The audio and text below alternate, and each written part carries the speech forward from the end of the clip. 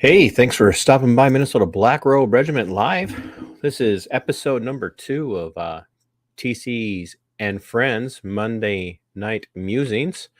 Um, Tonight, I am going to be having two guests from one uh, one endeavor on here. They're going to be coming on here in a little bit. They are Bry and Cam from Make, well, 22 to 20. And what that is a veterans anti-suicide or suicide prevention group. And they have really been pouring themselves into that particular effort as of late. And they've gotten a lot of traction. So they'll be coming on here in a little while. I got to share the link with them for when they're so they're ready to come on. But I'm also going to be talking a little bit tonight here about some local issues. And I guess I'm kind of frustrated about some things that are happening. One of those things is the way Minnesota is handling Governor Walz's desire to hand out checks, and also the way Minnesota is handling the Ukraine Eastern European war situation. Now, you might say, well, what does that have to do with Minnesota? Well, it has ultimately everything to do with the United States, but it also has everything in the world to do with, should we say, regional politics here in the upper Midwest, as Minnesota tends to be the state that takes everybody's refugees. And I took some heat yesterday for a post that I made about the way I'm seeing churches pray right now.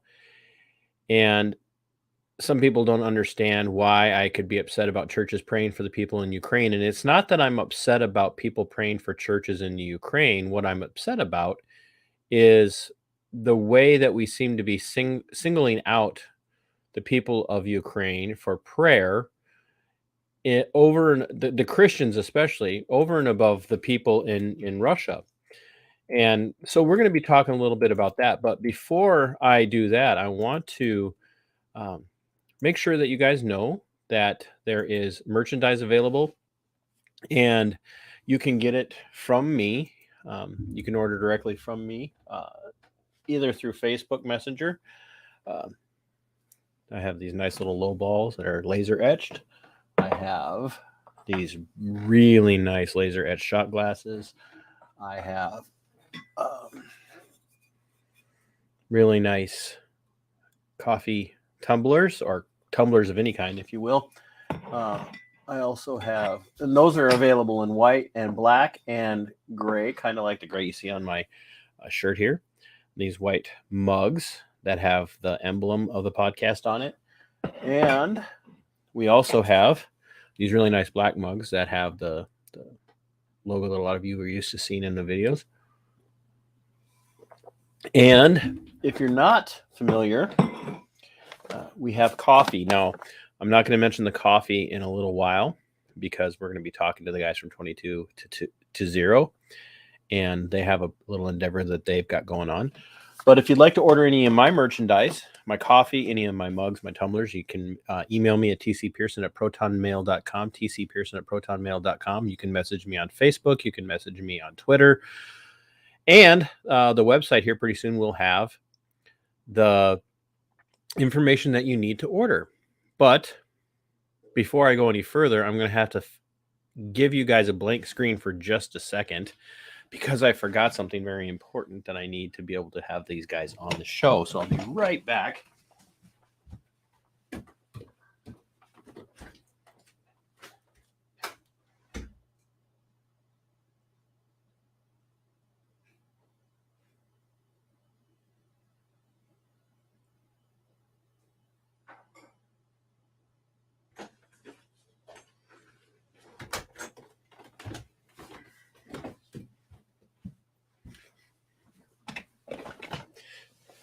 Sorry about that.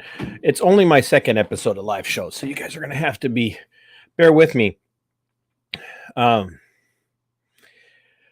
We are on the cusp of Financial ruin here in the state of Minnesota. And I know that seems like a bit of a overreaction, right? 'Cause people are like, that doesn't seem right. And it frankly, it is so true. And the reason that I say it is Minnesota is currently facing, well, I shouldn't say facing, is in the middle of a almost $10 billion budget surplus. And it's it's devastating to the economy of Minnesota when you think about the fact that the governor has managed to shut down a massive amount of businesses here in the state of Minnesota due to his COOF restrictions and whatnot, the stuff that he had uh, put in place to mitigate a particular viral epidemic that we were dealing with. And it's been, oh, well, this is weird. It's showing that I'm streaming two things at once, and I'm not. So I'm just not very professional with this. You guys are gonna have to bear with me. Um, comment and let me know if you're seeing me streaming two things at one time, if you would, because that's not supposed to be happening. So here in Minnesota, we've got this budget surplus, nearly $10 billion. Governor Walz is in the middle of a campaign that's really kind of a fight for his life, if you will. He's um, facing a lot of challengers in the Republican Party in the state of Minnesota, and he isn't really facing any kind of pushback. Um, that's very odd. It's the wrong one.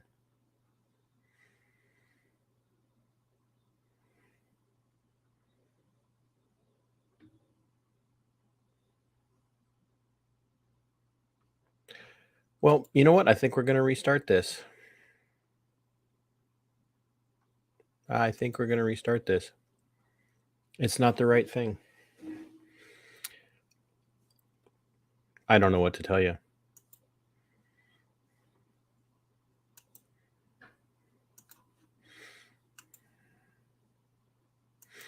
I'm a little verklempt right now, ladies and gentlemen.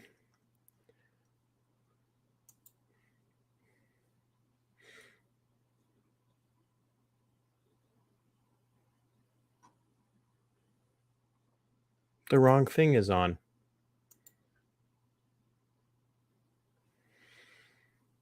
Sue, you said you're seeing only one. Which one are you seeing? Oh, I see what's going on here.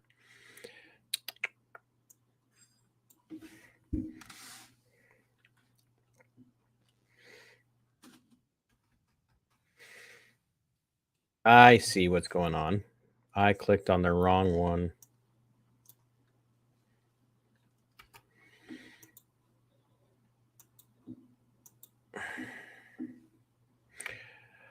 Oh, technical problems. Technical problems all over the place, and they are all my fault.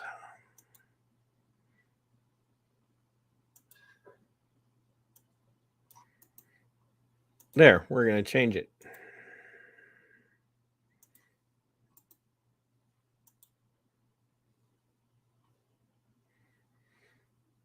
There we go. Thank you, Sue, for helping me out.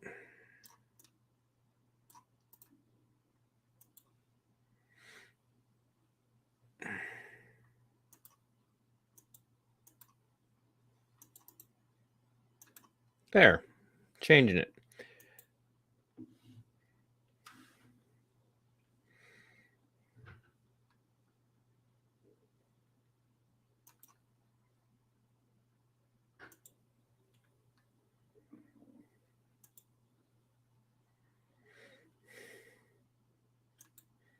There, we changed it. I fixed that, didn't I? Oh boy. I am not very good at this. So anyway, as I was saying, rambling on and on for no apparent reason, um, because I clicked on the wrong thing. We have a governor who is, so Monday Night Musing, that's what it is. We have a governor who has managed to shut down a bunch of businesses, one of them being the interchange in Albert Lee, another one being the Alibi Drinkery in Lakes. I wanted to say Lake City, but that's not right. Lisa Monet Zarza's business up in the Twin Cities, and over and over again, we're seeing this play out. And the biggest problem is that he's devastated the economy of Minnesota while at the same time burdening people over and over again with a massive amount of debt by way of taxation. And if you're not familiar with how taxation works, what it is the state tells you how much you owe, and then they threaten you with force if you don't pay your taxes. And so, in the case of these small business owners that have had their lives just devastated due to the COOF restrictions and the COOF mandates, they've also had to continue to pay taxes, while the state has continued to take taxpayer money and hand it out to them to kind of stimulate the economy and keep things going. Well, what's managed to happen is somehow through all of this stimulation, we've had this nearly $10 billion surplus take place or arise. And the people of Minnesota are going, what are you doing with our money? Well, the governor wants to give another $2 billion to education in the state of Minnesota. And you're going like, well, gosh, TC, what's your problem with education in the state of Minnesota? How much time do you have? That might be another Monday Night Musing at some point, because that's a lot of money when you consider the number of school districts in the state of Minnesota. I did some math the other day, and it works out to about $8 billion. Excuse me, 8 million. A little over $8 million per school district if it were to be divided equally amongst all the school districts. How much more money? Like in the case of the school district that I live in, how much more does that school district need when their annual operating budget is already about $4.5 million? So the state of Minnesota overtaxes the crap out of the citizens here in the state of Marxisota, and ends up with a surplus. And now Walz in campaign season, after utterly destroying the economy in the state, and people can laugh at me and say, oh, how can you claim that the economy is destroyed when there's such a surplus? That's precisely why I'm claiming the economy has been destroyed. What you do not understand is that when the state of Minnesota, Marxisota, taxes us to that level, they're hindering the growth, the economic development, the entrepreneurial spirit of the state. Because the people that are being hurt the most are ultimately the people who contribute the most. And while that might seem foreign to a lot of you, the truth of it is that it's unavoidable. And these businesses and the tax-paying private citizen, the people who are actually going out and working that job, whether it's an 8 to 5 job, a 9 to 5 job, a 10-hour-a-day job, a 12-hour-a-day job, whether they're making $15 an hour or making $60, $70, $80, $90 an hour, or they're living on a six-figure salary or more, those are the people that are ultimately paying that burden. And what the governor wants to do is he wants to turn around to the individual or to couples, households, and he wants to give couples $1,000 or individuals $500. And he's saying that it's an investment in the state. Well, most of the time what's happening is that money's going to people who have not contributed to that tax burden. And that tax burden is not being alleviated. And so The other thing that does is put up even more of a burden on on other not just generations, but the current generations who are working over and over and over again, and it's destroying the ability of people to get ahead. And our governor, Kommissar Walz of the People's State of Marxisota, our governor is sitting here absolutely campaigning, shilling for what it is that he's doing. And it's claiming that it's this good thing.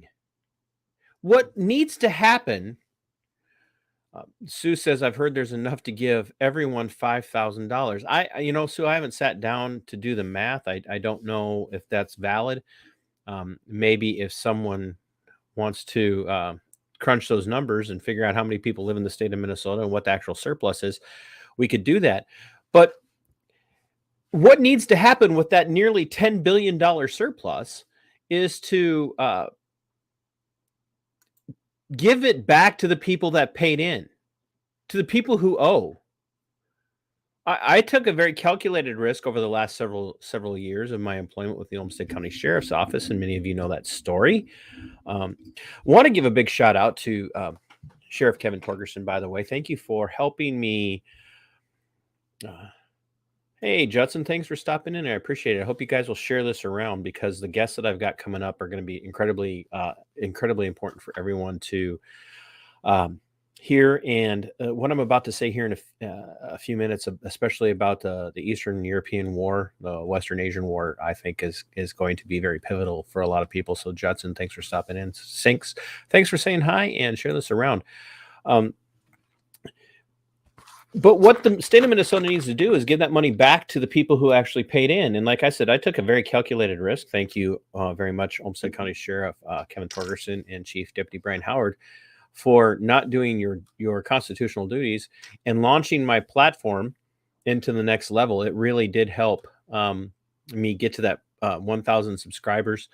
To now I'm well over 1,000, and I monetized. So ultimately, this channel has actually ended up doing a lot for me. Not doing as well as I'd like. So if anybody wants to super chat, feel free. Any questions asked in a super chat will get answered, whether I like them or not. Once again, like, comment, and share. Make sure you're subscribed. But the money needs to go back to the taxpayers who paid in. People like me who took a calculated risk and ran that risk of owing money at the end of the tax year so that they could keep their money. So either pay off what I owe or give back to me what I paid in. That's what needs to happen. The people who get a refund every year, the people who don't have to pay in, people who are, should we say, getting a benefit through everyone else's hard-earned dollars. And I have a friend out there. He's in the Austin, Minnesota area. Reminds me frequently that we don't make money. We are just a slave to the system. That's absolutely true. I have very strong libertarian friends who would tell you that the best thing for you to do is to find a way to become self-sufficient, to make your own income, to build your own portfolios. TC is working on that, by the way. But there are still a lot of people who are on that 9 to 5 daily grind kind of job. And I would just love to see more and more people wake up and realize that $1,000 check coming to a husband and wife in a household, or to individuals, that's not a benefit to you. That doesn't stimulate the economy. What that tells you is that you've way overpaid, and the state has manipulated you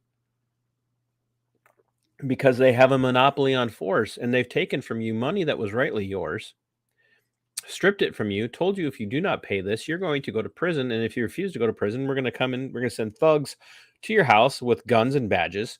We're going to haul you out of that house. We're going to put you in front of a judge. The judge is going to sentence you to X number of years in prison to pay off this financial debt that you owe, because we've arbitrarily decided that's what you should be paying based on the amount of money that you make.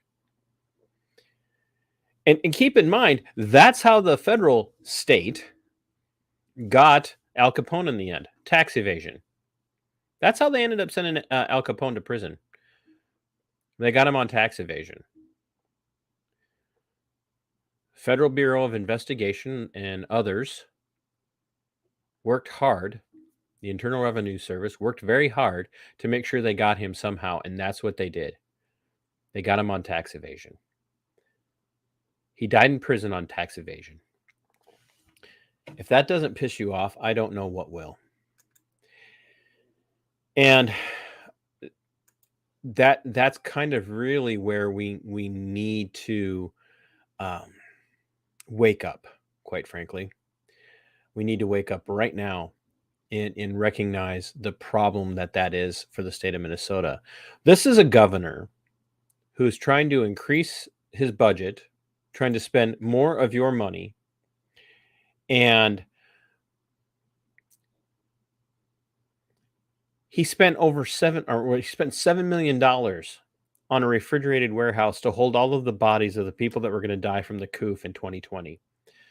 And now we're stuck with a building that's holding, believe it or not, facial coverings and other things.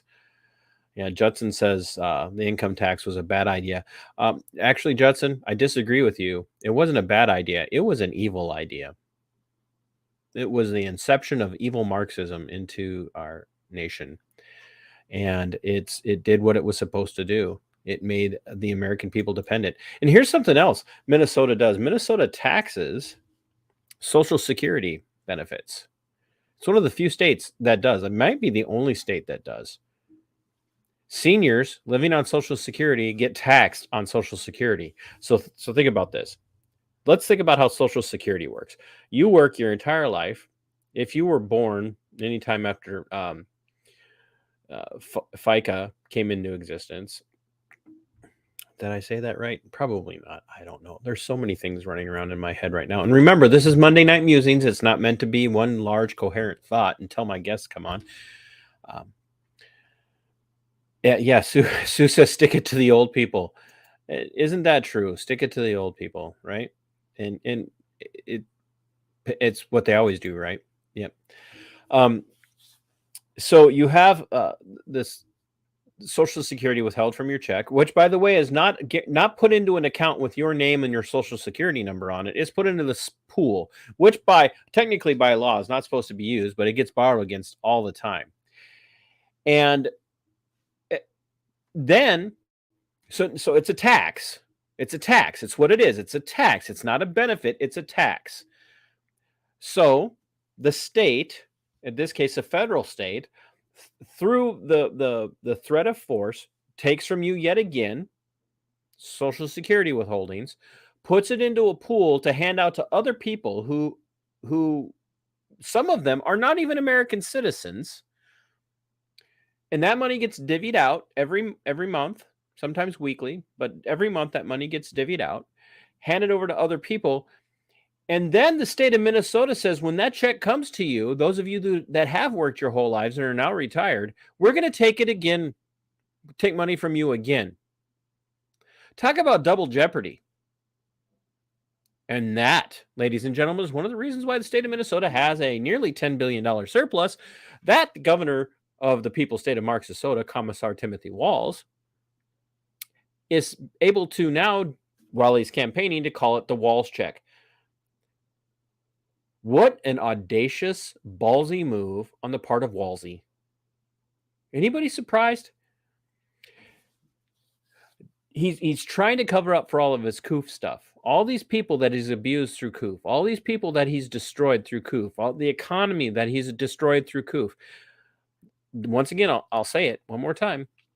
A budget surplus at the state level does not mean a strong economy. It means people who are overburdened with taxes, who continue to pay because they're terrified that the state, who has a monopoly on force, is going to come and take that money from them. And if they don't agree, they're going to lose everything anyway.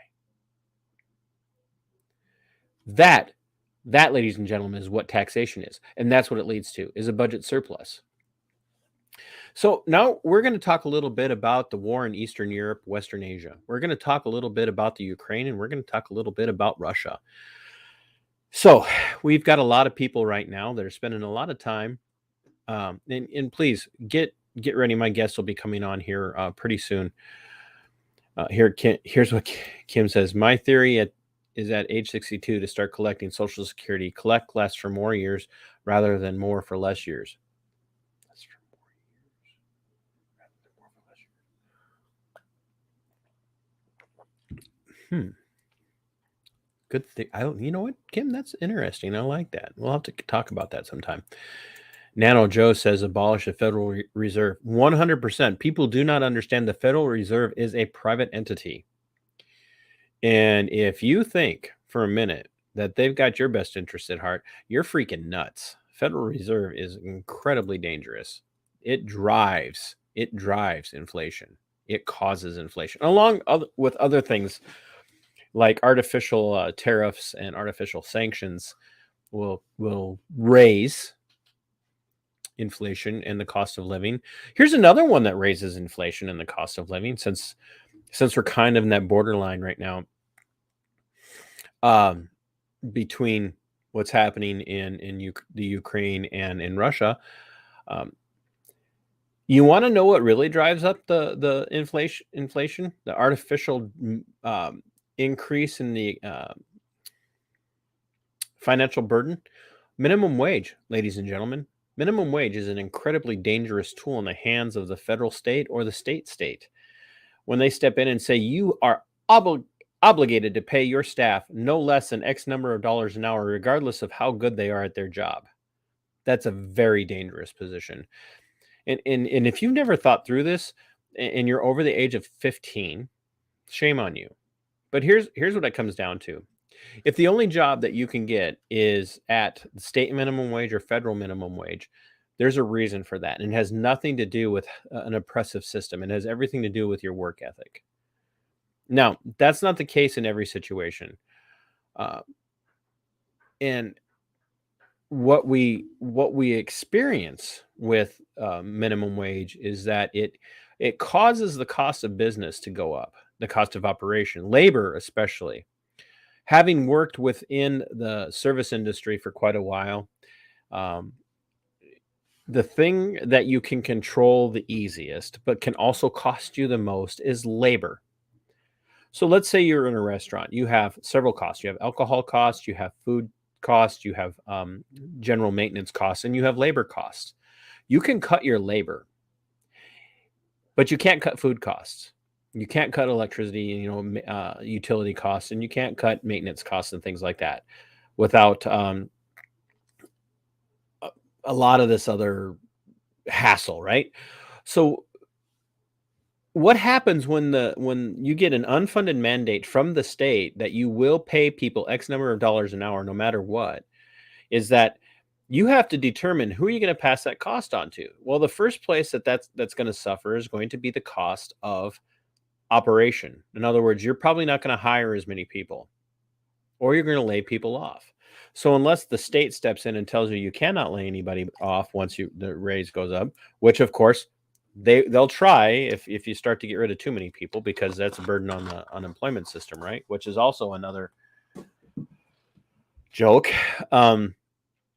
You hear all this stuff is entangled and enmeshed together. What you end up dealing with ultimately is having to cut down on the number of people that you employ. Well, you can only cut back to a certain number of people. So let's take a local gas station, right? So let's say a local gas station happens to employ, and maybe it's a privately owned chain of 5 or 6 gas stations. So let's say at each one of your locations, you employ 25 people.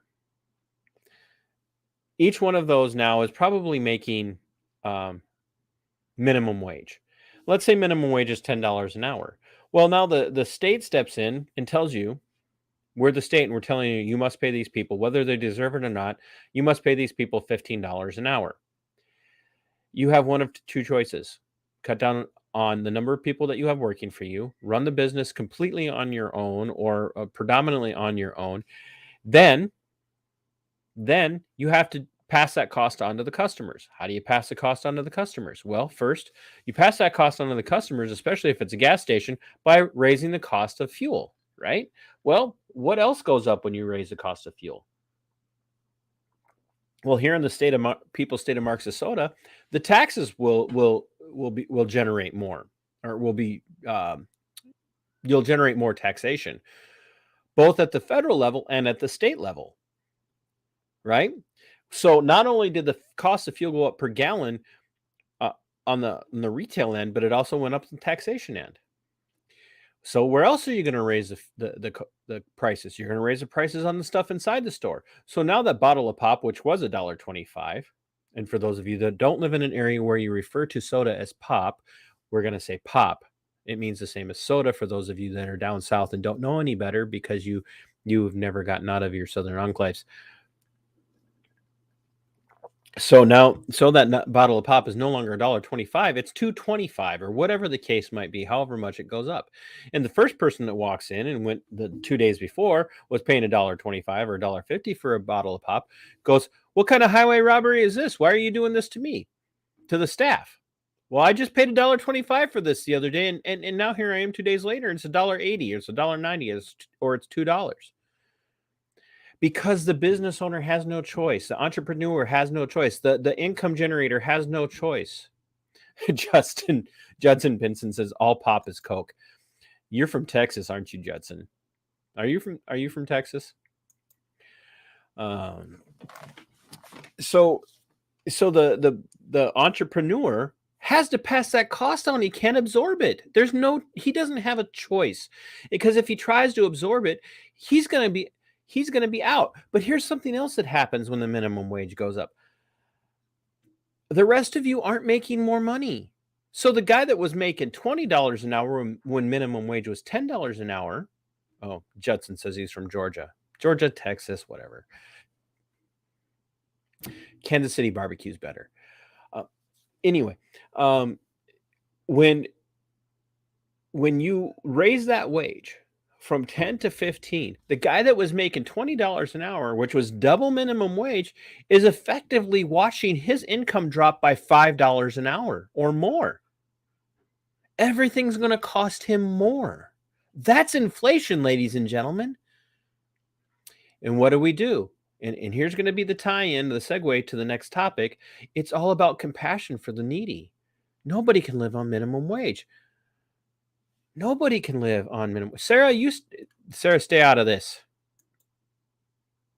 Sarah, you're on my side. You live in Minnesota now. This, ladies and gentlemen, is why it's called Monday Night Ramblings. If anybody wants to come in and have a conversation about this while I'm waiting for my guests to come on, I am going to put a copy to the link to join, to have a little bit of a conversation about some of this right here. If you have a camera and a mic and you have decent internet and you would like to join for just a few minutes, please click on that link and you can join in until my guests are here. And like, comment, and share. Please share this, especially coming up for this conversation about 22-0. It's a topic near and dear to my heart. So all of this piles on, right? And it's all about compassion. It's all about, we have to have compassion on the poor. We have to have compassion on the people that have families. Look, you want to see families, you want to see the poor lifted up out of the cinders and out of the trash, out of the muck and out of the mire. You want to see that happen? Eliminate the minimum wage. Make pay based on merit. You don't like what this person's offering? Negotiate a higher hourly rate. You don't like how much they want to pay you per day? Go in there and say, "Hey, look, I'm worth $25 an hour." And ultimately, what ends up happening is it balances out, because one guy's going to walk in and goes, "I'll give you 40 hours a week at 10 hours a day." In other words, four days out of the week, but I'll do it for $20 an hour. And the next guy will come in, "Hey, I'm perfectly content to work 8 hours a day for 5 days out of the week, and I'll do it for $18 an hour." everybody it becomes responsible for negotiating their own wage instead of walking in and thinking like, "Hi, I'm 14-year-old Bob."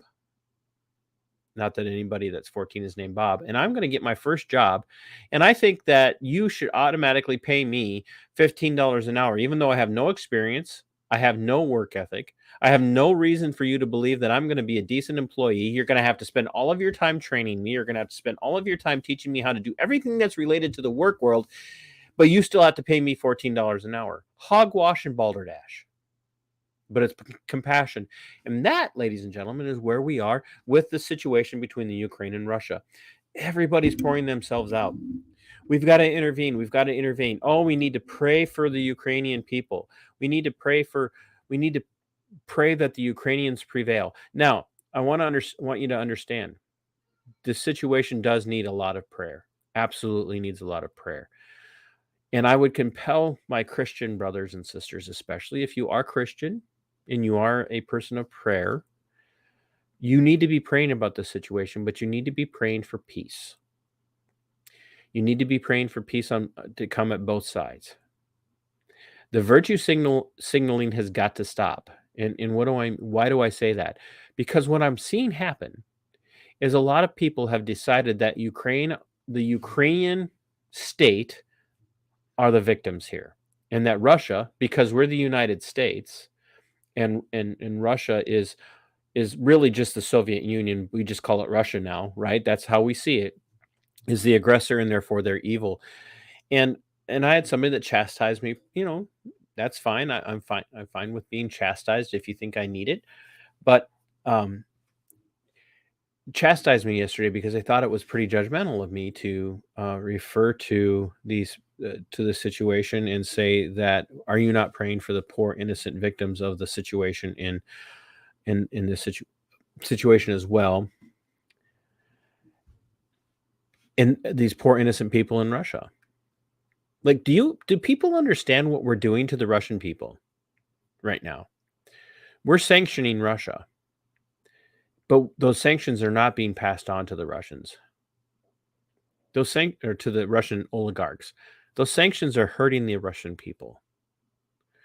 We have big tech suspending payment accounts for people in Russia. I saw a call today on co-president Biden's wall, our Twitter feed, a call that all Russians should be expelled from the United States. Why? Why should all Russians be expelled from the United States? And that ties in a little bit to Minnesota. And what I'm seeing here in the state of Minnesota is a lot of Minnesotans are looking for Ukrainian-owned businesses to go and empathize with these Ukrainian businesses. Like, you want to do business in Minnesota, do business in Minnesota. I don't care who you do business with. How about you go and find a Russian business to do Russian-owned business to do business with in the state of Minnesota? Because those Russian people are here contributing to our economy. Now, I want you to think about that, especially my Christian brothers and sisters here in the state of Minnesota. What do you think is going to happen to these people in Minnesota who are Russian and are being, whether you recognize it or not, are being hounded and lambasted in one way, shape, or form when they open up the newspapers? Not that anybody reads newspapers anymore, but when they turn on their social media feed, or when they watch the news, or when they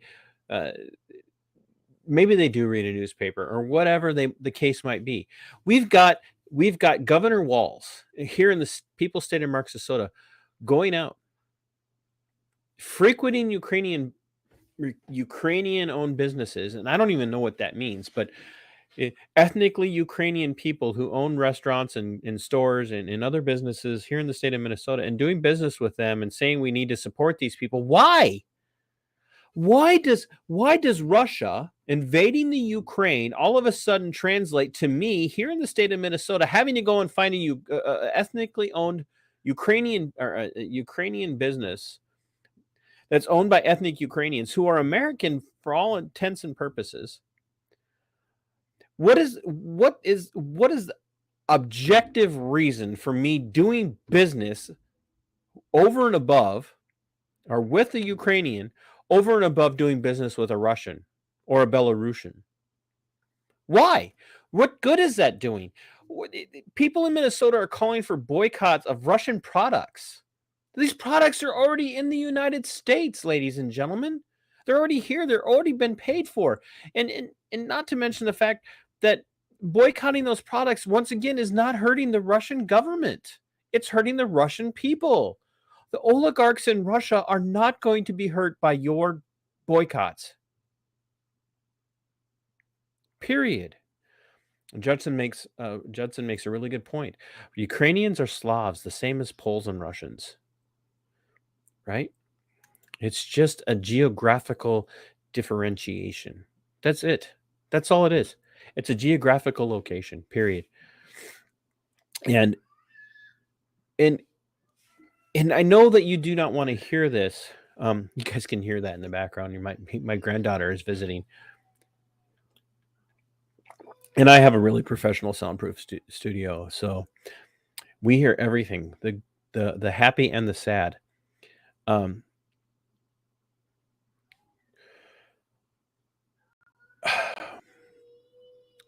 We are treating Minnesotans who happen to be of Russian descent as if they're second-class citizens in Minnesota. Just dwell on that. Now,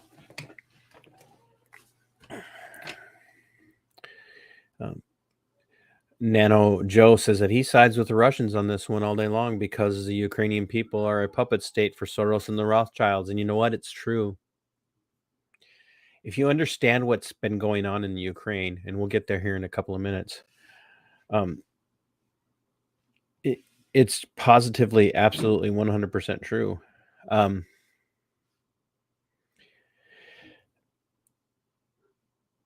If you are Christian, James chapter 2 teaches us that we are not to play favorites, that we're not to have, how do I want to say this? Show partiality.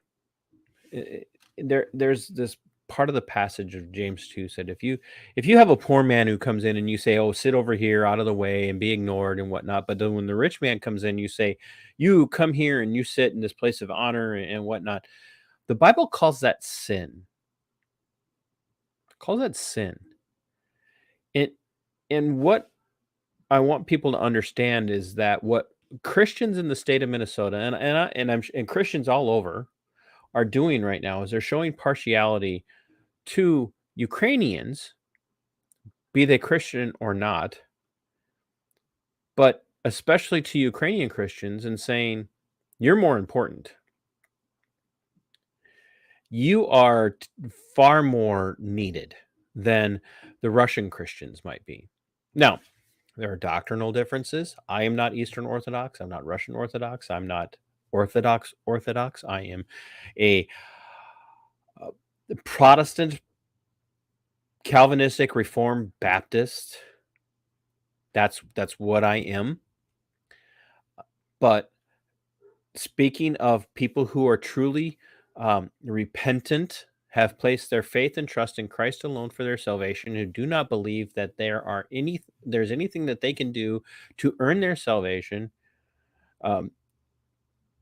then they are my brothers and sisters in Christ. Period. I don't care if you're an Arminian, not Armenian. It's a different thing. It's a theological difference. I don't care if you're an Arminian. I don't care if you're Calvinist. I don't care if you're Lutheran. I don't care if you're some other version. If you believe in Christ alone for your salvation and have placed your faith and trust in Christ alone for your salvation, you have repented and cast yourself at the foot of the bloodstained cross of Christ and call him your Lord and Savior, you are my brother.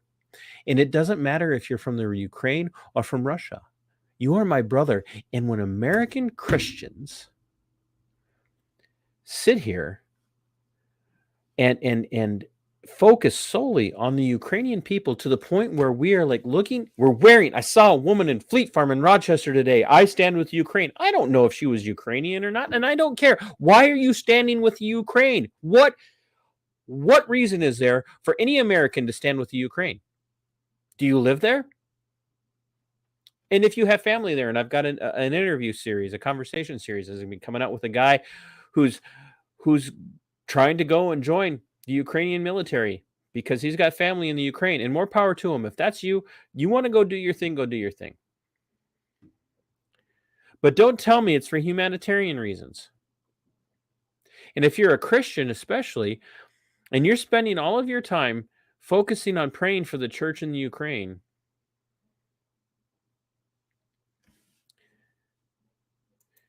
but it's never crossed your mind to pray for the church in Russia right now,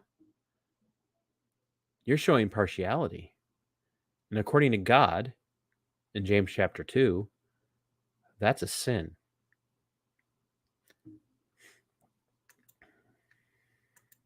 Thank you, Sarah. It's a sin.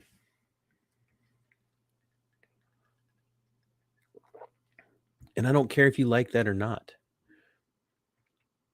Scriptures teach us that judgment begins with the house of God. And I got news for you.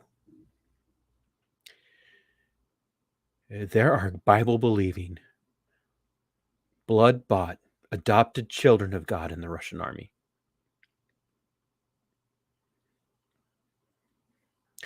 There are people in the Russian army right now that I have more in common with, that I have a better chance of seeing in heaven than some of you who are watching this. You want me to pray against them? And there are literal Nazis in the Ukrainian military who, prior to the Russian invasion of the Ukraine, were killing innocent, ethnically Russian people for being nothing more than Russian and happening to be in the Ukrainian territories.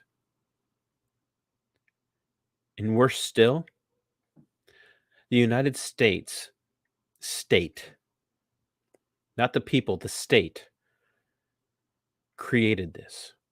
We created this mess because we forgot the Monroe Doctrine, which was we will not meddle in the affairs of other countries outside of the Western Hemisphere. If it is not a threat to our borders, if it is not a threat to us directly, we will have nothing to do with it. You live your lives and we'll live ours.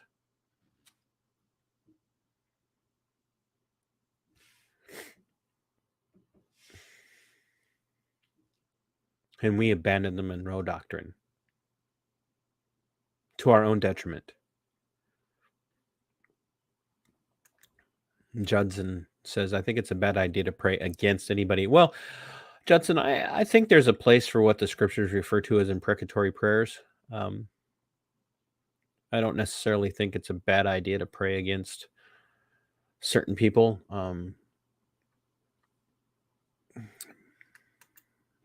But each person has to decide for themselves who that is, but you better not be praying against a brother or sister in Christ. So make sure when you're praying against that person, when you're praying that imprecatory prayer, make sure you're not praying against a Christian. Because the person that's going to have a lot of answering to do in that situation is going to be you, not the person you were praying against. I have no problem with the idea of praying against somebody like an Adolf Hitler.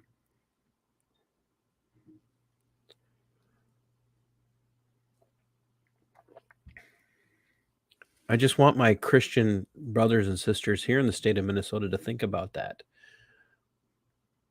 Look, I'm not telling you have to care more for the Russians. I'm not even telling you have to agree with the Russians. Look, there are some very compelling reasons why what the Russians are doing, what Putin has done, is valid.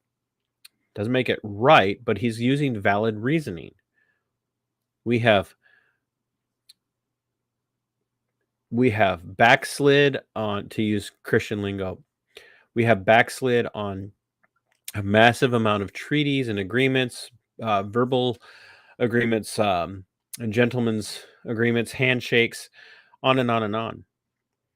We have increased the size of NATO every year since the fall of the Soviet Union.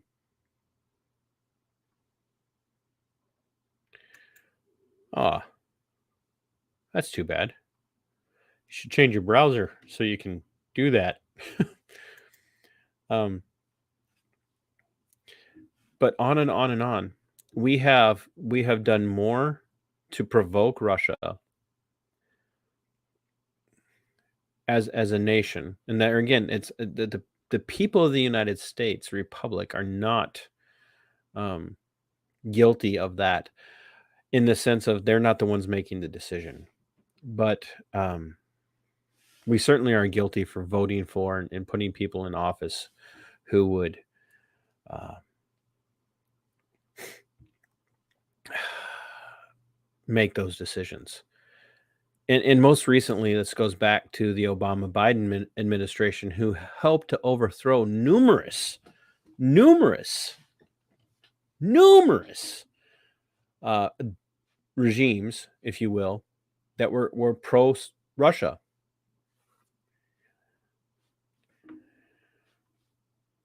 Thanks, Sarah. I've taken a lot of heat over the last couple of weeks for some of my views on this. And it's nice to know that there are people out there that are thinking about this from a reasonable perspective. Ladies and gentlemen, please be sharing. My guests should be coming on here pretty soon. They both had the links. So there again, because mostly Monday Night Musings is supposed to be my friends and acquaintances talking about things that are important to them, and I really want this 22-0 project to get all the glory and the credit here in that respect. So share this out, please. The other thing that we have to take into consideration is there are innocent people, Christian or not, in Russia and in the Ukraine that are going to suffer from this. And pulling the humanitarian card out and throwing it like you're throwing a yellow card or throwing a flag in a football game. For those of you that are not American, football is a game that we play with a ball that we do not handle with our feet. I don't understand it either, but we call it football. And what you call football, we call soccer, because we're Americans, and gosh darn it, we're just not going to follow the norms, which I'm okay with. But what I lost my. If you're gonna throw the humanitarian card out, and you're gonna demand that everybody understand that this is a humanitarian issue, and therefore the people in the Ukraine are needing of humanitarian aid, then I'm going to ask you, where have you been in the American Holocaust? That is abortion. Where have you been in the American Holocaust? That is migrant trafficking. Not just sex trafficking, but migrant trafficking. Migrant workers who are lied to and loaded into vehicles and forced to work for pennies a day by the people that are trafficking them, making thousands of dollars off of their labor. What about the sex trafficking that's happening with children? Think the Epsteins. Where are you on that? Where are you when it comes to Jakarta in Indonesia? Where are you when it comes to Saudi Arabia? Where are you when it comes to the genocide in South Africa? Where were you during Rwanda? Over and over and over and over and over and over and over again. Where are you for any number of humanitarian issues that's happening worldwide right now? Why all of a sudden is the Ukrainian humanitarian issue first and foremost on your plate? Why are you more worried about them than you are about the Muslims in China that are being persecuted to the point of death by the Chinese government and the Chinese Christians? What about the Christians in Indonesia? Yes, and Judson says in Yemen and Sudan. Where are you in that humanitarian issue? Why aren't you doing something about that? Why aren't you demanding American intervention there? Here's why you're not, because you've got your nose so far up the rear end of mainstream media, whether it be CNN or Fox News or Newsmax, that you believe that this is the only issue that matters right now. Because you want to be told what to think, you want to be told how to feel, you want to be told how to operate, you want to be told what issue is important and what buttons to push and who to vote for and who to think about and what to feel bad about, and you want to put up whatever flag it is that needs to be flown any day of any given situation. So right now it's the Ukrainian flag. Where were you when the United States was carpet bombing the Iraqi civilians?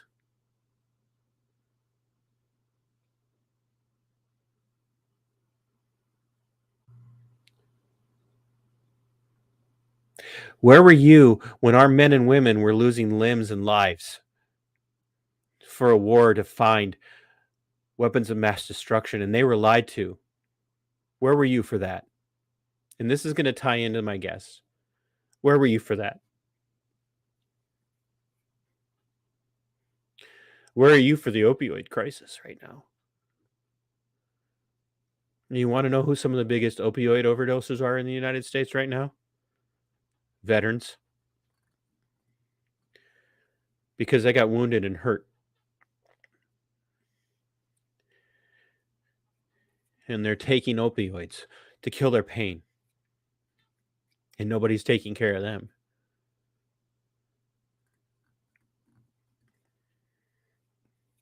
And everybody's out there waving the Ukrainian flag because they're ready to go to war. Whose lives at risk? Are your kids' lives at risk? Does it matter to you?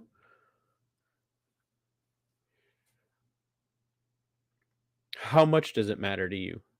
Does it not matter to you as much if our president decides to commit troops to go into the Ukraine and defend the Ukrainian people, the Ukrainian homeland, because it's not your kids? Well, I got a kid that can be drafted. And make no mistake, if this conflict kicks off, this will be a conflagration and it will be World War III and there will be a draft. Are you ready for that? Because it could be your kid. All right, so we're gonna transition here, ladies and gentlemen. I got Cam and I got Bry. I lost Bry's camera. Bry, please turn your camera on. Everybody much rather look at your face than mine. Cam's got his camera on. He's got a big bushy beard. He must have been special operations. So we're gonna bring the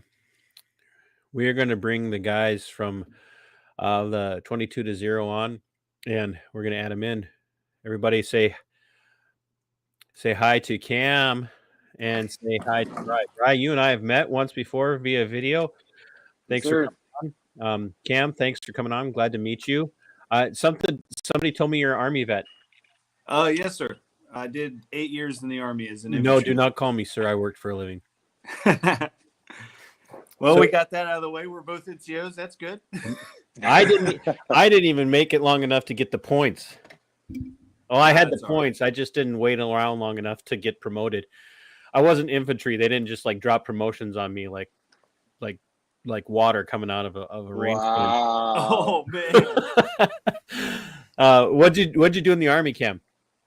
I was in 11 Bravo. I did a couple tours and tried to go 18 series. Broke my back for the second time and jumped around from school to school for about 2 years and got out.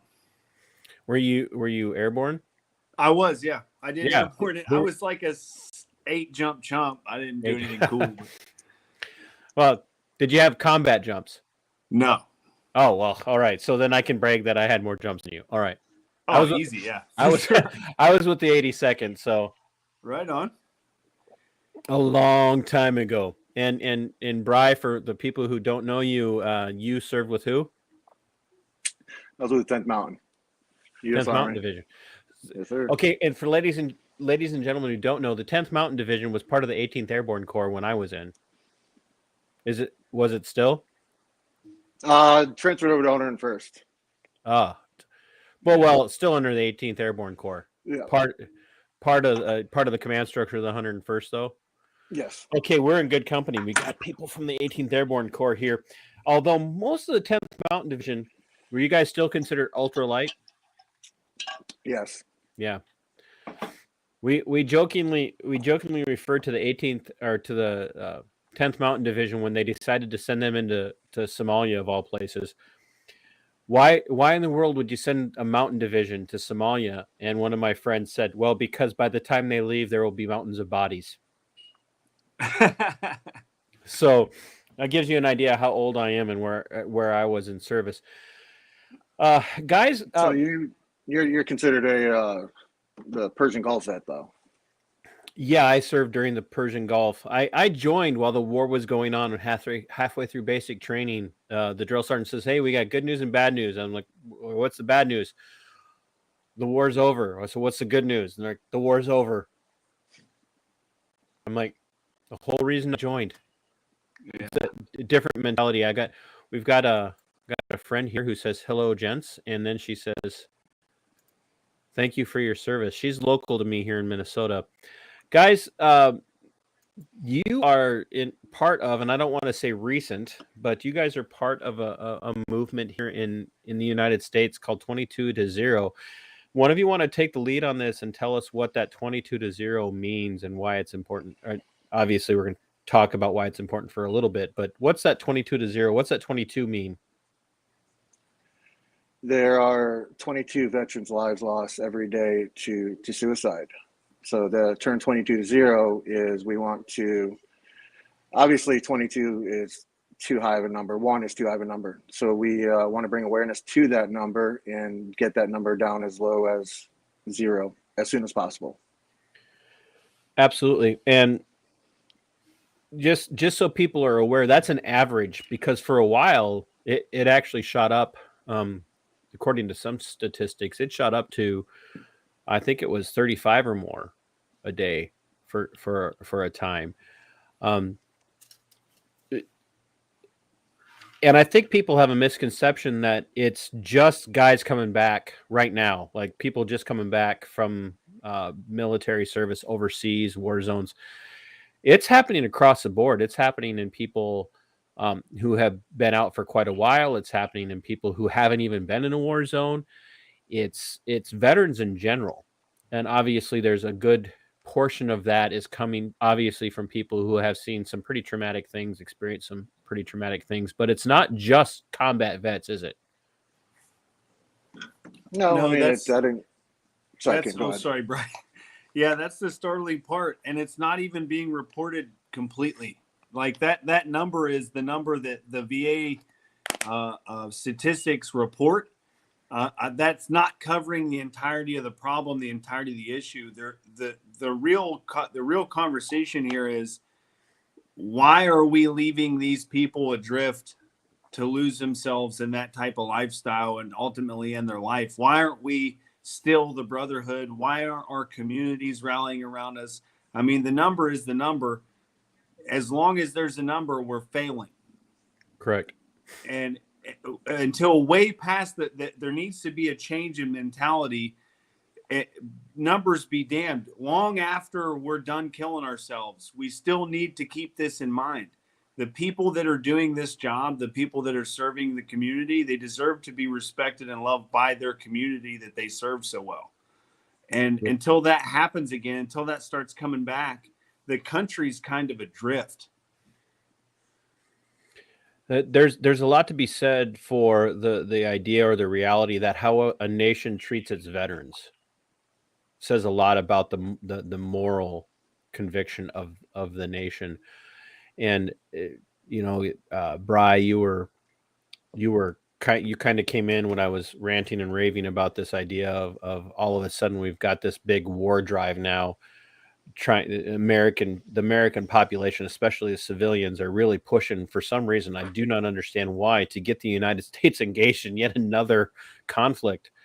And I'm like, do you understand what you're doing here? Because that any kind of conflict that you embroil us in, we saw this with guys coming back from Operation Ranger or task force ranger in Somalia. People coming back from that were scarred beyond belief. And that was supposed to be a humanitarian mission. When you move into the realm of putting American men, especially, even with the military having changed as much as it has since I got out, the preponderance of people who are serving in war zones, especially in combat roles, are still men. When you take young American men and you put them in harm's way, like it's just this kind of this thing. Oh, you were trained to do it, go do it. And you come back, there's not a lot of downloading that information that you take in those situations, and you just put them back into civilian life and just expect them to go and live. Like, and I just ended a 13-year career in the law enforcement world, and every day since I've gotten done with that, despite whatever the other background information might be in that situation, every day of that has been a conscientious effort on my part to not allow some of the stuff I experienced in that part of my life to affect how I'm living now. Now imagine being in a high stress, high intensity combat environment where you're seeing friends, family. You're seeing friends and people that you are counting on to get your back on a daily basis, wounded and killed. Now, oh, by the way, now go work at Walmart. And by the way, oh, the VA may not have time to take care of you because we're overburdened. Oh, and by the way, now there are going to be all these other things in the way because we've got this virus that we cannot schedule appointments like we used to. Yeah, it's kind of funny how, and I talked about this all the time while I was in, and it kind of became a going trend with the leadership that I encountered more often than not. When you need something, I have to do it right now. But when I need something, it's whenever you get around to it. And with people you work for, it's directly that. But with politicians and government bureaucracy, it's deeper than that. It's when you need money for something, you come up with it.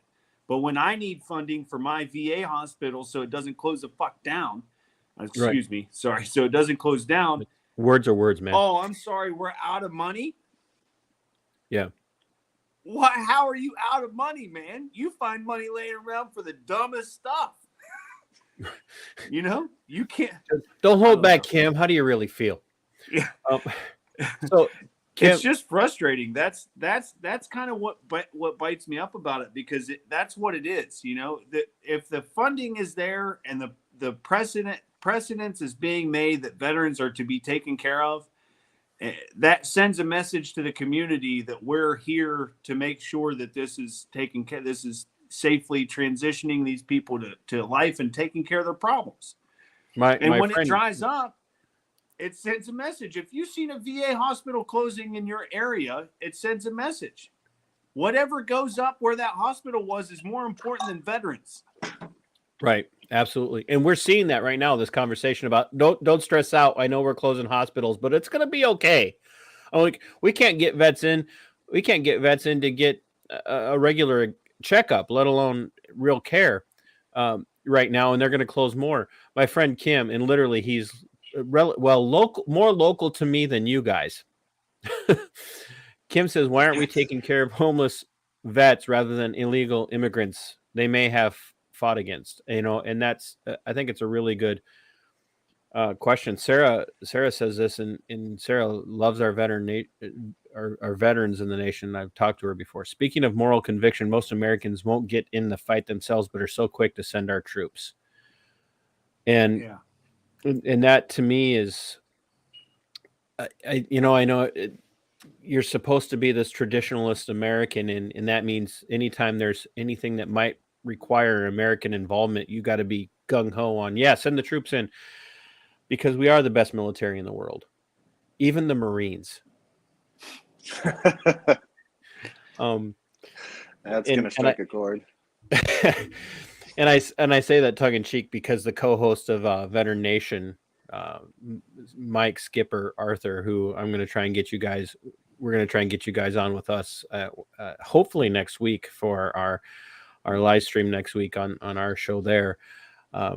He's a vet, but he's also a Marine, and we won't hold it against him. So, but he was also commissioned. So, we know who really runs. That's all right. They make great coffee. Exactly. But we're not going to talk about coffee because we have competing coffee things going on here. So no, and I say that tongue in cheek as well, because I would now is a good segue. Since you brought it up, Bri, you guys are selling a coffee that is being made by a person that we have in common, Brandon and his wife Carla. Brandon is a Marine vet, and he's managed to make coffee, and he's selling, what is it called, Red for you guys? He's actually not selling Red for us. He's making He is making Red for, to raise awareness, and a portion of those proceeds from the sales go to the Turn 22 to Zero organization out of California. Right. But he also, to say that, he has several roasts that give back to several charitable organizations, many of which are veteran organizations such as you guys got a bag handy? Somebody got a bag they can show? Oh, I do. I'll be right back. I got a couple, but can't beat me to the punch. This is mine. If you guys haven't seen it, looks kind of similar to mine, except mine's got a different label. Yeah, it's the same black bag, but mine goes to a good cause too.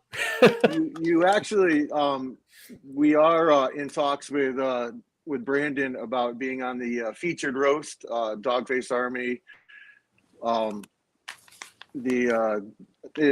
For those of you that are unaware, Ken and myself are a part of a project called Dogface Army. We are a veteran founded and a veteran governed, community, and our focus is to bring financial education and awareness, financial freedom to our community, but to continue to champion veterans' causes. Obviously, there aren't enough people out there doing the job. So we feel more needs to be done, and we're doing what we have to do to continue to raise the awareness. Yeah, and so can one of you? I don't know how we're going to do this. Can one of you in the chat, the private? Well, can you guys see the chat? Yeah. There's a private chat or comments. Oh, there we go. There's a private chat and there's a comments. If you go to the comments, put the link in for Dogface Army in the comment section so people could see that if that's all right, especially if there's a veteran out there. And look, guys, I'm gonna say this because I don't know who's gonna see this. I was hoping we'd have more viewers at this point, especially since you guys shared it out. But it is what it is. We'll get as many as we get, and I know that you guys will share this around in your community. Like if you're out there and you're struggling with what am I going to do with my life? I spent 5 years, 10 years, 15 years, 20 years in learning how to fight, learning how to kill. I joking and euphemistically would tell people, "Oh, hey, I just got out of the military." And they're like, "Oh, wow, cool. What did you do? What are you qualified to do?" And I said, "Well, I'm qualified to jump out of an airplane, open my parachute at an incredibly low level, sneak up behind you and kill you in the silence of the night. You have a job opening for that?" And then they look at you and they're like, "Yeah, security guard at the mall." Paul Blart. It's hard to take that life of that brotherhood and that mentality of, we could talk about dysfunctional workplace families all day long, but nobody understands, even in a peacetime situation, what the military brotherhood is really like. You are with these people sometimes 24 hours a day, 7 days a week. Like, there is no getting away from them at all. And there are fights. I know you guys saw fights in the barracks. And you would beat you laugh, you grin because you know it's true. And you could beat the living crap out of each other and turn around and go out and say, "Don't you dare put a finger on this guy."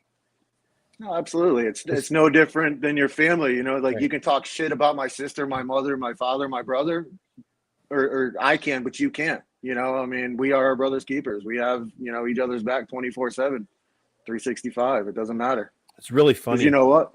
They have our back. Absolutely. It was funny. I had gone to jump school with a couple of guys that went on to be Marine Recon. And they came to brag because at the time JSOC was there. I think JSOC got moved to Florida.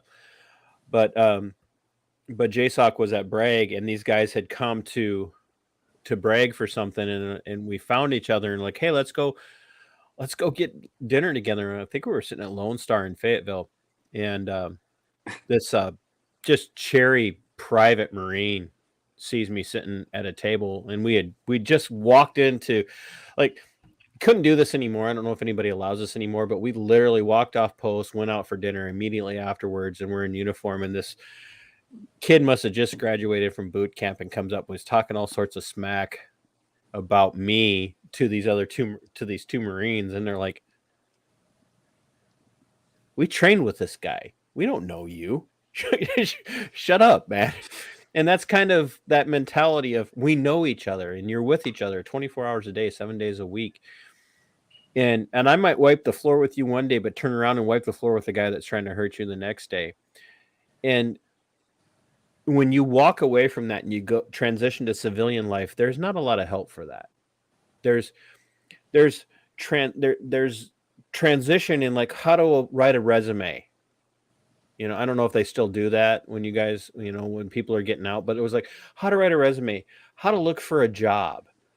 And I'm like, great. You know, they set you up for failure even when you're enlisting, though. I mean, it's like, oh, you know, these are the jobs available to you. What's your ASVAB score? And, you know, you could have scored a 93 or you could have scored a 98, and they're still going to try to sign you up for infantry. Yeah. You know, and then when you're separating, they're like, why did you choose this MLS? I'm like, well, because it was the lesser of all evils. They're like, well, with your GT scores, you could have been flying helicopters. Well, why the fuck didn't you offer it to me? So it's not like they prepare you for success. They fill a slot. I mean, don't get me wrong. I love the military. I enjoyed my time in it. But, you know, from day one, you know, they didn't have my best interest at heart. Cam, you look like you want to say something. Go ahead. I don't know. I'm kind of a goofball, man. I'm an oddball. Well, you're from California, so we're just gonna. We got Florida man and we got California man. So at this point, I really don't know.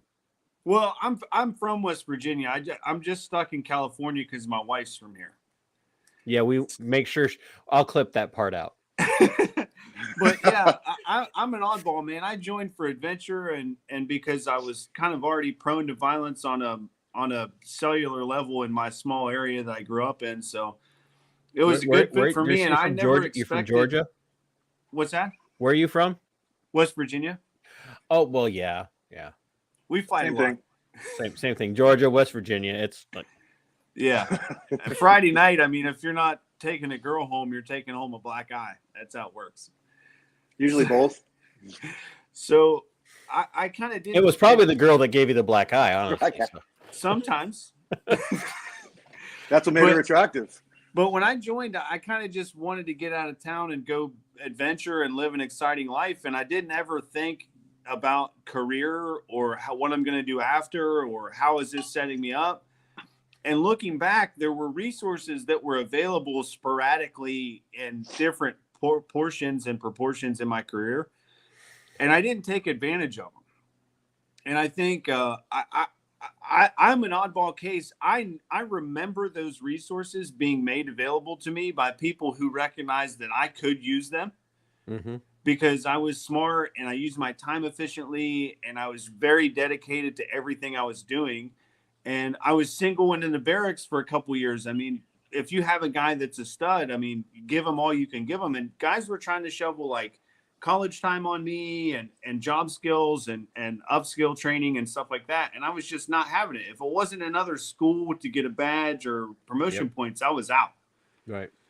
And I regret that because I was short-sighted enough I was like goal oriented and career oriented enough to do all the shit to make me stand out for my peers in the military, but I had not a second thought about what was going to happen once I took the uniform off and how I was going to navigate that space. And for all of the things that I've done, I've never failed. I've always found a way through, but I know that I left a lot of meat on the table when I left the military. I had a lot of unfinished business with the military and a lot of untapped resources within the VA and the military that I just did not explore because I wanted out of the government. I wanted into my life again. And where I left off with my life, I was struggling. So I left the military as a contractor and I wasn't struggling. I was doing okay. It's just, you can't do that forever either. But I understand that there are units and there are teams and there are squads where the leadership didn't value the career path of the individual enough to enlighten them that those resources were available, if they were available for people. I know there's been gaps in service where some of that stuff just didn't exist. And then it did, but nobody said anything. And then it existed and people were saying stuff, but nobody was doing it. And now hopefully these kids now are really pushing themselves and getting something out of these programs because they are popping up a little bit more frequently as opportunities. They're trying. Well, let's look at, I'm just going to be honest. I mean, you guys are obviously markedly younger than I am. I know that I don't show it as much, but this is wisdom right here. I hope. But you guys are markedly younger than I am, but the people that are coming in right now are markedly younger than you. Yeah. And I don't know that there's anything that we can do to prepare them for the reality of what military life is, period, with the constant threat of conflict hanging over their heads. The difference is I know for myself, it was just the beginning of the internet. We were just beginning to see what the world truly is. At least these kids now have been exposed to the world and the brutality of it all at a young age. You know, you have 6, 7, 8-year-olds that are, you know, unfortunately being parented by a device, so they can Google whatever, and you know what, you have things that pop up, and then you have people that consciously that seek these things out. Not only that, the culture of video games has become quite violent. I mean, if you go out Call of Duty at the age of 10, I mean, so you're exposed to the brutality of what you will see, especially in a wartime theater. At the same time, and I go ahead, Cam. Sorry, I'm sorry. Yeah, I was just going to say that's true, but the part that's really messing these kids up today is they grow up watching these ultra-violent movies, they grow up playing these ultra-violent video games, and they're not exposed to the part that really fucks you up, messes you up. And that's you cannot censor yourself after you've said the word, right? Yeah, sorry. when you shoot somebody, they don't fall down and then lay still and then disappear from the map. That ain't how it works, bro. And that's the part that messes people up. What really happens when someone gets shot is terrible. And people aren't ready for that level of terrible in their life. There is a small sect of society that will always be prepared to take up that mantle and do that job. Because like me, they grew up in an area where terrible was kind of common. But most of the first world has usurped that level of society on one engagement or another. And they're not comfortable. Which is not necessarily bad. That's great. Yeah. No, that's great. But it's bad for our fighting men and women who aren't mentally prepared for what's coming their way, because they're not. A lot of them aren't. And it's tough. Those are the same people that go, well, I don't need a truck to deliver my food because I know that I get my food from the grocery store. They have no idea of the work that goes into it. And it's kind of that same mentality of the thing that we need for peace are, and it's the old quote, rough men who stand ready to do violence on your part. Yeah. And it's kind of that same thing. Like the guy who's willing to do harm to keep you safe is the same person you're not going to think about when you walk past him on the street. Bri, you look like you're going to say something. Yeah, I mean, I think that's a great segue back into the conversation, and the purpose of us being here is the mental health awareness, and the resources that aren't available that should be available, but while we're here, to spread awareness and to grow this community and get this message out on, trending as the top search trend on Google. I mean, it's just we need it. And you guys can be as honest as you want here. Cam, how long have you been out of active duty? I got out at the Christmas Day 2015. So 7 years. 7 years. And Bri? 7 years, something like that. 2008. So 15 years now. Okay. 14 years. And there again, be as honest as you want. How have you guys, either one of you, ever struggled with those, especially right after coming out? Like, who am I? What am I going to do with my life? And I got lost in a bottle. I mean, I can't say I got lost in a bottle. I got heavily addicted to pain medication, which was just a segue. And I mean, it was the culture. It wasn't looked down upon. Whether you're drinking or whatnot. So, the alcohol was always a catalyst. But the painkillers, I struggled with. I was injured, and I was prescribed, and I was overprescribed, and I took advantage of that, and I utilized that to deal with my demons, to kind of numb my pain, and to instead of dealing with reality, that was my reality. Cam ducked out on us. I don't know what happened. So, I think I have the right Facebook group up there. Is that the right one? You know what? It's not, as long as it says 22-0. It's the turn22-0.org is the. Oh, you guys have a .org. Well, it's not, as I said, it's not ours. We are just championing the cause. No, that's fine. But it's as long as you guys can point me. You said 22-0.org. Turn2220.org.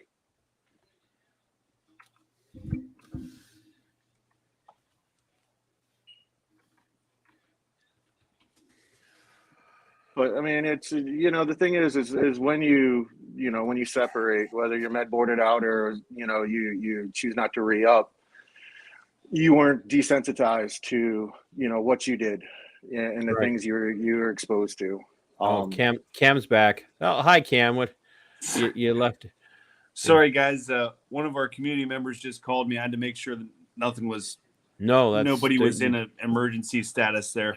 You don't have to apologize for that. So, but how about so Bri said, yeah, he struggled because he kind of buried himself in a bottle. What about you? Did you have any of those struggles? Well, I've always been quick to bend my elbow, but I don't think I've really, like I say, man, I grew up a little bit more prone to violence as a kid. And a lot of the things that I got the opportunity to do for the United States military, I considered part of my job, and I adapted to it pretty well. I don't love, my history, but there are things that I'm way more worried about in my past than what I did in uniform. So I didn't really have a huge mental health adjustment after either deployment or after my service or even after the State Department. My biggest adjustment has been my life has gotten much more boring, and that's hard for me. But boy, you could tell that I have a hardened law enforcement world and military world mentality behind me, because the gallows humor just wants to come out in that situation and say, and it shouldn't, but that's the way we are, right? Yeah. But I think that's pretty normal for a lot of people. It's that first transition from military, or like you start saying State Department, from that military life to um, civilian life. There's a loss there because you there. What do I do? Like, what do I Well, like? Literally, you have a loss of structure. You have a loss of the brotherhood. You lost a right, purpose. I mean, a lot of us find our identities through what we did. right. Uh, Speaking as a vet, I can't endorse everything in the movie, but the movie Dog. Have you guys seen that yet? Oh no, I've seen advertisements for it though. I really do want to watch it. That to me is a really good example of this mentality, especially with this the end of the current conflict that we're seeing with the drawdown and the withdrawal from Afghanistan and whatnot, of what happens to vets when they're kind of expelled from this military lifestyle into the civilian world, and the main character played by can't even think of his name right now. I'm not up on all these Hollywood people, but the main character of the movie ends up leaving the military and working as a short order cook. And Channing at Tatum. this, yeah, Channing Tatum. There you go. He ends up leaving, and it's the struggle that he has and how hard he's trying to get back into contract work because it's the life that he knows, and how he ends up taking this dog, this canine military dog, and taking him all the way down the West Coast to a funeral for a guy who couldn't adapt to the life, and in the story of the movie, wraps his vehicle around a tree because of the burden, the mental health and the emotional health issues that he was having, and he couldn't adapt anymore. And Tatum's character in that movie drinks too much, and it's to deaden the pain. And I think a lot of times what people do is they mistake everything as an issue of they don't know how to deal with strictly the combat, the death that they've caused, the pain that they've the mayhem that they inflicted, and that there's a reality to that. But a lot of these guys that we know that are out there struggling, it's not just that. They're struggling because, as you both have said, there's nobody out there to pick up the pieces. They're disconnected from the team. There isn't somebody there watching out for them.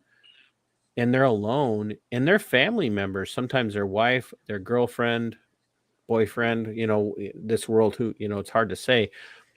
But the people around them don't know how to deal with this. They don't, they can't grasp this.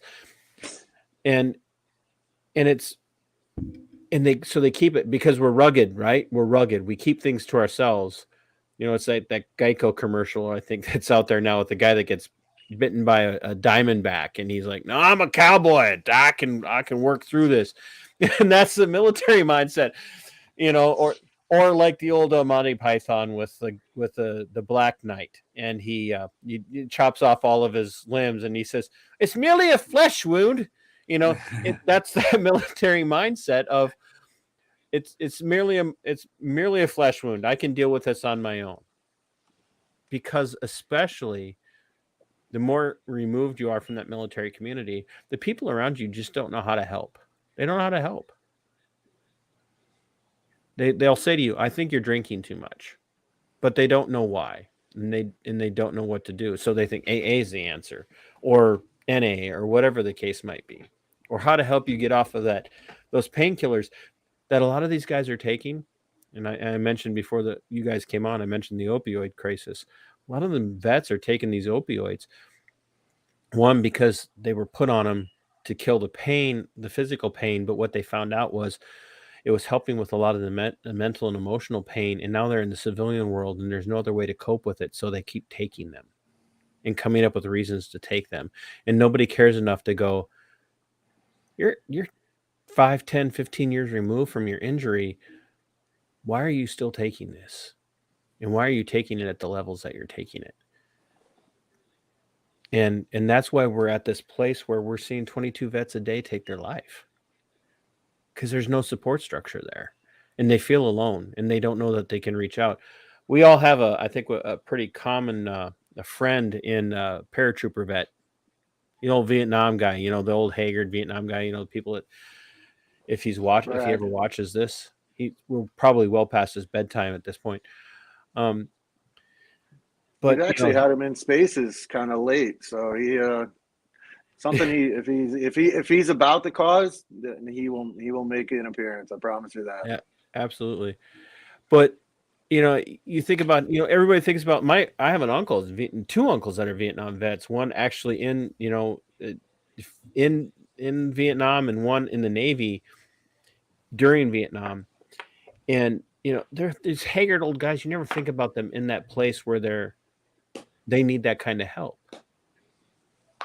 And I remember, I apologize for cutting you off. I mean, I need to be cut off. I remember growing up, and my best friend's dad, he was a Vietnam vet, and every day, 10 o'clock in the morning, if I slept over his house, he'd be sitting at the kitchen table, pounding, natty daddies, and he did that sun up to sundown, and that's how he dealt with it. I mean, mind you, the resources and that are available now weren't available back then, and that speaks volumes, because I mean, they're still not available to us now to the extent they should be. So go back 30 years, right? And I think we're the resource. Go ahead, Cam. Absolutely. Right? We are the resource that we need. What's broken is that we had to get out and just spread 6 sheets to the wind and then work 90 hours a week to figure it all out. And we can't reach out to each other. We can't spend time with each other. We can't do reunions. It's like, I don't have a problem working my tail off to make ends meet, but man, I wish I could figure out how to meet up with the guys once a year and sit back and have a beer, or spend more time on the phone with them. We have these Zooms now. I think that's the biggest thing I've gotten out of joining our group was, man, having bro time and sitting down and talking with the boys, and, the people that you're talking to understand the shit you're saying, and the inside jokes are actually hitting, and it's like fun. Right. And for a minute, you don't feel alone or lost, or like people don't understand what the hell you're doing or saying. Right. It's kind of like me telling stories about, intervening in a suicide attempt inside of an adult detention center, and it's the same person over and over again, and you look at the people that you're and you're like, next time you try this, can you do it outside instead of in here, please? And these private citizens who have never been in that world are like, I can't believe you'd say something like that. God. And I'm like, it's I don't mean it, but it's what comes out of you. It's what you're thinking, right? Because your filter doesn't engage. And I could say those things to people like you, and you're going to get it. Yeah. And you can say that to another vet and go, they're going to get it. And they don't even have to have been in the exact same deployment as you, the same unit as you, but they're just going to get it. They're just going to understand. It's that hardened edge. And at the end of all of this, people just don't, like, you just rip them out of that lifestyle and go right back to civilian life, and go to work at whatever it is Lowe's or Home Depot or whatever. And like, we support our vets, we hire vets, right? And that's the guy who's, when he's walking down the aisle and he sees the hammer, he's like, I could use this to defend the business if I needed to. Where the 15 the 15 or 16-year-old kid walks by and looks at a hammer and goes, I have no idea what that's for.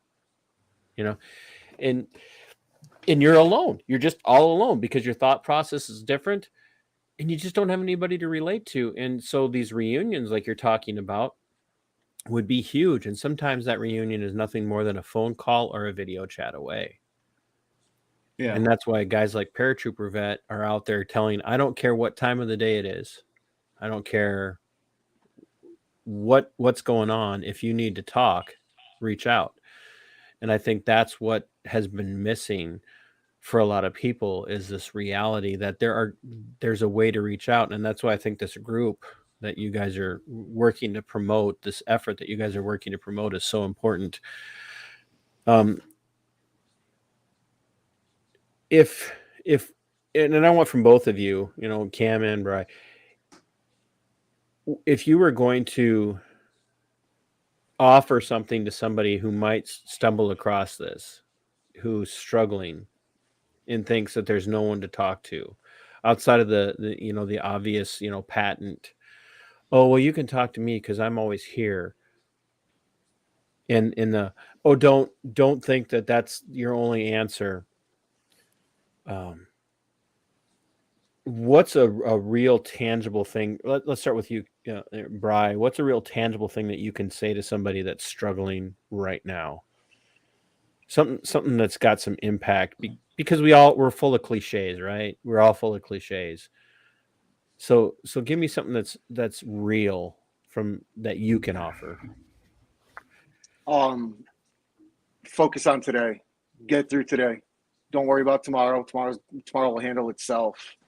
You just focus on, being the best you that you can be, and get through. I mean, I don't know if you're looking for something, a resource, because I know, at that point in time, you're not considering resources. You're thinking, fuck, I can't pay my bills, or, fuck, I can't get another, excuse my language. I can't get another hit, or I can't get another pill. I'm detoxing.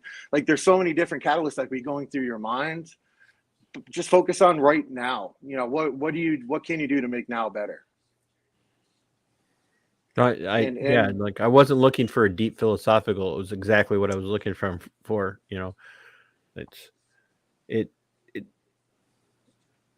I ask those questions not because I want somebody to have this rote message, but because I want them to be real. And that's what I think, especially other veterans appreciate, is the brutal reality of, what, sometimes just get through the damn day. What's our else? We're Army, right? Suck it up and drive on, soldier. Suck it up and drive on. Yep, absolutely. Cool. And not because that takes away the pain, but because there's somebody else who's sucking up and driving on right next to you most of the time. And we may not be connected geographically, but we've got the same connection, and we're here. And there's always going to be somebody out there, especially if they hook up. If you guys could, once again, help me with that link to Dogface. Yeah, I need to figure out how to do that without bailing. Oh, I don't. I think I got it. It looks like Bryce. I typed it in there. Okay. Yeah, that's the link to our official page. We have links to Twitter in there, Instagram, Facebook, the Discord. The Discord is your greatest asset. There's always somebody in there. You have the ability to reach out and talk if you need. You can open a support ticket if you don't want to get personal. The great thing about the social media is you have the condition of anonymity. You can be wherever the fuck you want to be.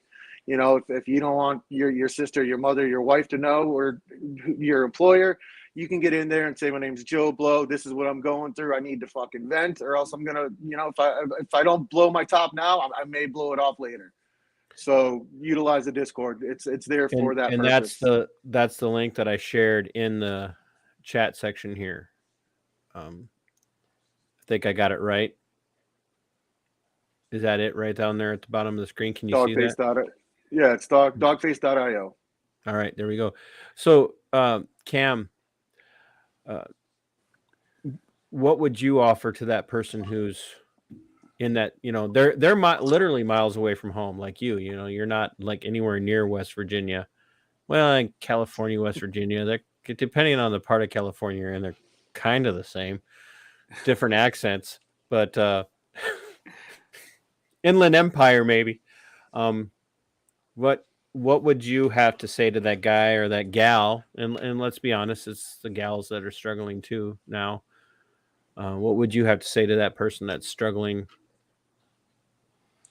I always say, call me and we'll quit tomorrow together. But we're not quitting today. We'll quit tomorrow. and we'll do it together.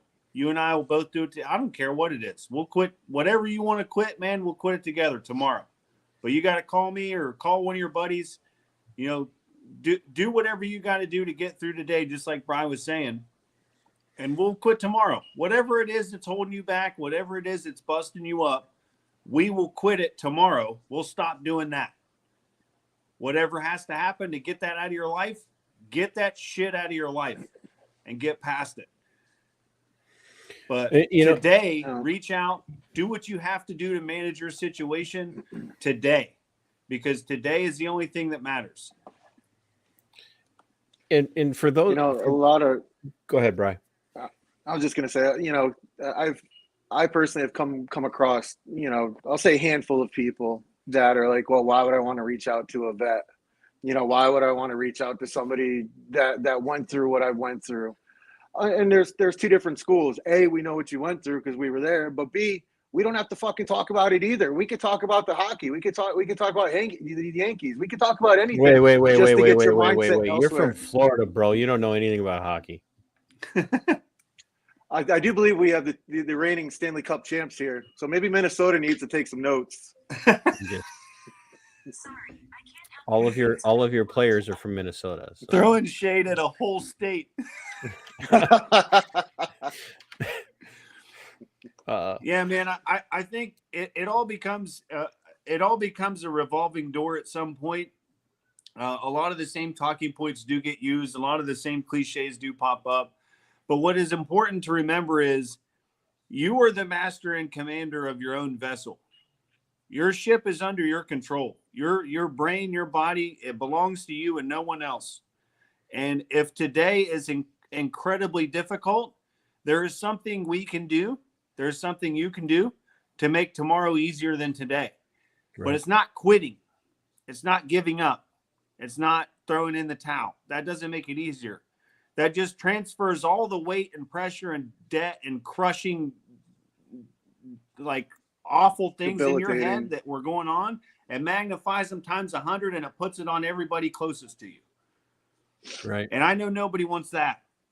It's not easy. It's not exactly. It's not easy. It's not the right answer. So I say this. I say there are things that we use to get through our day, and some of them are healthy and some of them aren't. Whatever you have to do to get through today is what you have to do. And you don't have to justify it to anybody. But tomorrow, when your ass wakes up, you need to unload some of that shit that made today suck. And if you're not doing that, you're not going to get better. And no one can help you. But if you listen to that and process it for a minute and think, it might be a physical thing. It might be your job. It might be a memory you can't get out of your head. It might be a story you want to tell that you can't tell anybody in the room. Whatever it is that's holding you back and making today suck, move that shit out of your life. And let's make tomorrow better, because it can be better. You just got to work a little bit, You think people aren't paying attention? We got somebody from Hawaii, which of course is, even though we call it the United States, it's another country. That's where I was. I was in the 25th for 4 years, man. I love Hawaii. It is. They have no seasons. Economically, it's a wreck, but I need seasons. Beautiful place. I need seasons. Just to touch on Cam's point, it takes anywhere from 90 to 180 days to change your mindset. So if you continue to repeat in your mind daily what you want to change and how you're going to change it, carry it into the next day, and that multiplication factor will carry through and it will carry you on. Change your mindset. They say, speak of things as if they were, even though they are not. There's power in the tongue. Speak those things into existence. We have you guys are all worried about your language. I got this person's name is literally just right there. Is there an online resource and I know who this is too. Is there an online resource where a member of the public can find out the official cause of death of a serviceman during duty, whether or not active combat? Boy, I don't think there is. The military, especially. It would be a DOD. It would be a DOD resource, and depending upon the operation, it would be determined upon whether it was the classification of it. Yeah. They play that stuff pretty close to the vest. They tend to not pay too much attention to accidental versus combat related versus suicide when there's an active duty issue. It's they really only pay attention to it when it's a veteran who's committed suicide outside, and even then it's not DOD, it's veterans organizations that are paying attention to those numbers. We just have to be honest about this. Active duty stuff, they they cover that stuff up as best as possible. They don't want numbers Pat coming Tillman. up. Yeah, Pat, exactly. Tillman. I mean, look how long it took to get that truth out, and that was a lot of fighting. Guys, I really appreciate your time, and I appreciate what you're doing. If there's anything that my show, that my channel, anything that I can do to continue to promote this, to get the word out, you guys let me know. If if there's a new drive, if there's a new initiative, if there's something coming on that you want to talk about, or there's somebody else that needs to talk about or has something that they want to talk about, push them my direction. A little bit different audience than some people. I'm not just regional. I literally have people all over the United States, but it's a broader audience than what you would get with just a strictly veteran show. And once again, we're going to work on getting you guys on a Veteran Nation. The veteran suicide numbers are very important to us at Veteran Nation, and the NRN, that network that we're part of. And so we would love for you to come on there. I'll be talking to Mike tomorrow prior to the live show we're doing tomorrow. And I will bring you guys up tomorrow as well on the show live, so that we can start to kind of prime the pump, if you will, to get you guys on, as long as you're willing. Obviously, it's of course. Anything we can do to get the word out. And is there I an would say, email? Is there an email that for either one of you, or kind of a generic email if somebody isn't really like down with Discord? We got some old people out there that are like, I can do email, I don't know what this Discord thing is. Yeah, we can get those in there. I just want to mention that I know a lot of times, and I just did it. So a lot of times when we focus on this conversation, we focus on the person who's going through the conflict or going through the problem, because I mean, they're the person we liken ourselves to probably the most, or we're the most alike. But I think the real initiative here with this movement, or at least the way I've been approaching or trying to approach it, is for everyone who gets the message, check in on the people in your life, not just veterans, but of course the message is check in on veterans, but check in on family, friends, acquaintances, people you care about, because you never know who's having the worst day of their life today. And when that phone rings, it could really bring their day around. No matter what you talk about, even if they don't answer, sometimes I don't have time to answer the phone for whatever is going on, but knowing that someone was reaching out to me means a lot to me. And I think that's the real message. We need the community to gather around the people that are hurting, instead of waiting for a distress call like, hey, I'm in trouble and I'm going to lose it. Yep. Be there, be proactive, be there all the time. That's the sacred duty of our community, man, of our country, is to take care of each other and live a better life tomorrow than you had to suffer through today. And I think that's like when I say 22-0, and when I do my push-up videos, or when I was doing the videos, I still do the push-ups, but I've been lack about recording them lately. That's my message, man. Like, that's what we're trying to get out. Check in on your folks. I'm glad that somebody does push-ups. Like, I push up off the bed, push up off my chair. I'm not a push-up guy. Never have been. But now I feel guilty. Thanks. Oh, it's definitely an acquired taste. I'd rather run. I'm the runner. We lost Bry's camera. He's all probably right. just pumping emails into the chat. I reckon. Oh, I bet he is. Yeah. I think to answer that question, the amount of work that would go into recovering the information necessary to delineate the cause of death, or it would take you'd have to really do some research. If you were interested to find out how a service member or a veteran met their demise, you would have to reach out and do research. You'd have to talk to the people that were there. It's not a single source online database that you could access. I wouldn't say, at least if there is one, I don't know of it. I know that. I just jumped into the chat there to check and get the answer to that. Or No, I Veterans Crisis Line. That's good information. I appreciate you sharing that. And that the thought behind that, especially Bri shared there. We got another email. Bri's back. He just keeps popping in and out. Nobody said I was technologically advanced. There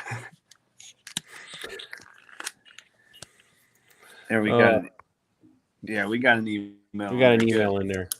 All right, good. Hey guys, once again, we got a thank you for your service from Kim. I know Kim. He makes a lot of my. He makes my fancy merchandise. He doesn't. His wife does all the work. He just takes all the credit. So he makes my merchandise like a good husband. Yeah, there. So they make my merchandise. So, guys, I can't thank you enough. One, for coming on. Two, for I know you guys down there in Florida. It's getting real late for you. You're probably ready for bed. So, California is just getting ready to go party more. I really appreciate it. I raced in from work. I haven't even had a shower yet. I just threw on my nice shirt so I can look presentable. That's your Hawaiian style shirt is your nice shirt.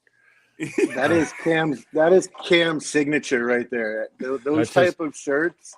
That's a Hawkins special right there. That's Cam dressing up. That's it. Yeah. You guys laugh. I went to a celebration of life yesterday for one of my father-in-law's close friends, and all I had a black Hawaiian shirt with pink hibiscus flowers on it and golf pants. That's all I had. I laugh because I'm the guy that would show up in one of my merch pieces going, this is what everybody knows me as, right? Yeah. So, hey, I really appreciate your time. I'm going to let you guys go. I'm going to do a quick close. And once again, you guys both have me on Twitter, and share this out. Once again, it's not about driving numbers up for me. It's about getting numbers up for you guys. So, and I will try and isolate just your guys' appearance and put it out on my Rumble, especially. Awesome. Take me a couple of days to do that because I work Monday through Friday. It's like I have this weird 8 to 5 job thing. I haven't done that for over 13 years. I don't know what else to do. It's so weird having a normal job. So I really appreciate it. We got to get you in the Discord. We got to get you in the Discord, get you some financial independence.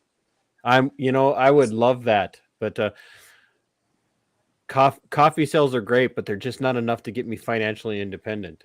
So it's probably helping Brandon and Carla a lot. So but I really appreciate your time. And if you guys need anything on a personal level from me, you both have me on Twitter, and I will shoot you my email and phone number. And I mean that's genuine. And I tell people all the time I was a nothing in the military. I didn't go places, and I didn't do things like you guys did. I have a massive amount of respect for you, and I'm sorry that this country is failing you on that level. So you guys go have a good night, and let me know if you need anything, okay? You too, brother. Hey, we'll square ourselves away, man. We'll take care of it. You guys have a good night. You too, man. Thank you. Bye.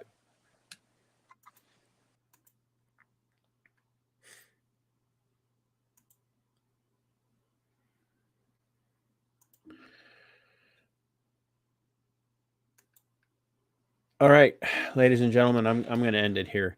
You heard me rant and rave about local Minnesota stuff and some national stuff, but if you know a vet, reach out to them and make sure that they're okay. And like, comment, and share on this one, if you will. 22, 2, 1, it doesn't matter the number every day. It's too much. So there are men and women out there who've literally put their lives down, laid their lives down for causes that they believed were just. And it really doesn't matter what your opinion is on a lot of that stuff. What matters is they're suffering now. So share this around and make sure the information's getting out there. And until next time, Sic Semper Tyrannis.